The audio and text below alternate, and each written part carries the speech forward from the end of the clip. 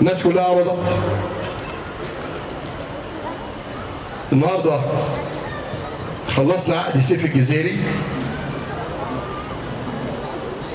سيف جعفر كان موجود معايا، جاي بكره يمضي ان شاء الله. اصلا ما هو مش انت مش هعمل تعاقدات عشان العيال بتقل ادبها الا اذا كان عندك فلوس. المفتوسي قعدوا خلص.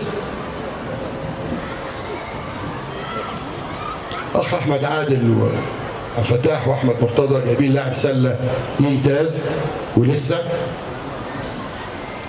وبندعم. واي فريق اشتكى ناديه عايز تفسخ افسخ. كلامي واضح. انتوا خدتوا بعضيكم على كرة اليد وعملتوا شكوى وكسبتوا فيها، قلتوا بقالنا سنه ما قبضناش. احمد مقبضكم من شهرين. حضرتك اكبر من نادي الزمالك؟ لا انت مش اكبر من نادي الزمالك، ولا من النوع اللي ما تهزش. اصل ده كذا، اصل هم دول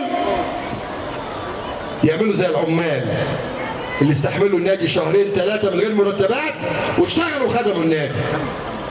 انما انا عايز اروح السعوديه اعاره، اتفضل خد الفلوس. لو اديني الكويت اتفضل. طب اروح البحرين اتفضل. ف اي لعبه مش عاجبها ظروف نادي الزمالك اتفضل حضرتك، ما بنتحايلش على حد. ده نادي الزمالك. ف لما رجعت، ما انا مش عارف رجعت امتى، انا بروح وارجع.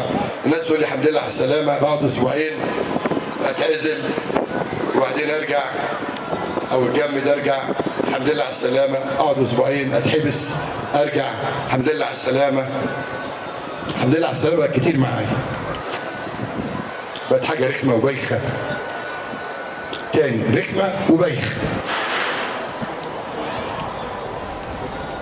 الاستاذ اللي مدور العربيه وبيلف بيها النادي، حضرتك اركن العربيات دلوقتي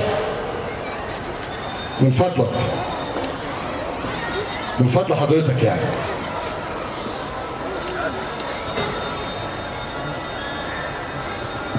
طيب الاذان بيبدا، ممكن ناخد راحه بس كده لغايه ما يخلص الاذان.